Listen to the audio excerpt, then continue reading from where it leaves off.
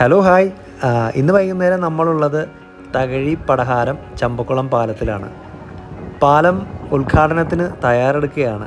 ഉദ്ഘാടനത്തിന് മുമ്പ് തന്നെ ഇവിടുത്തെ സൂര്യാസ്തമയം കാണാനായിട്ട് ആളുകൾ എത്തി തുടങ്ങി.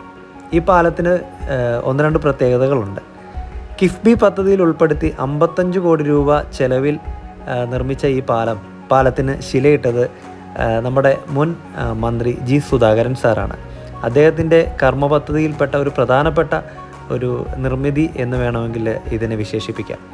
ഈ പാലത്തിൽ നേരത്തെ കണ്ടതുപോലെയുള്ള വാച്ച് ടവറുകളുണ്ട്. അവിടെ നിന്ന് സൂര്യാസ്തമയം കാണാനുള്ള സൗകര്യം ഉണ്ടാകുമെന്ന് നമുക്ക് പ്രതീക്ഷിക്കാം. അതുപോലെ തന്നെ ഈ പാലത്തിൻ്റെ മറ്റൊരു പ്രത്യേകതയാണ് കാൽനട യാത്രക്കാർക്ക് വേണ്ടിയിട്ടുള്ള ഒരു ഫുട് പാത്ത്.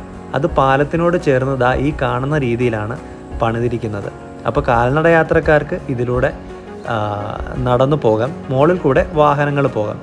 ഈ ഒരു വാച്ച് ടവർ അതിമനോഹരമായ ഒരു കോൺസെപ്റ്റായിട്ട് തന്നെയാണ് എനിക്ക് തോന്നുന്നത്. കാരണം പാലം എന്ന് പറയുന്നത് ഒരു ഗതാഗത സൗകര്യം മാത്രമല്ല, അതൊരു ടൂറിസത്തിനുള്ള സാധ്യത കൂടിയാണെന്ന് ഈ നിർമ്മാണത്തിലൂടെ തെളിയിച്ചിരിക്കുന്നു.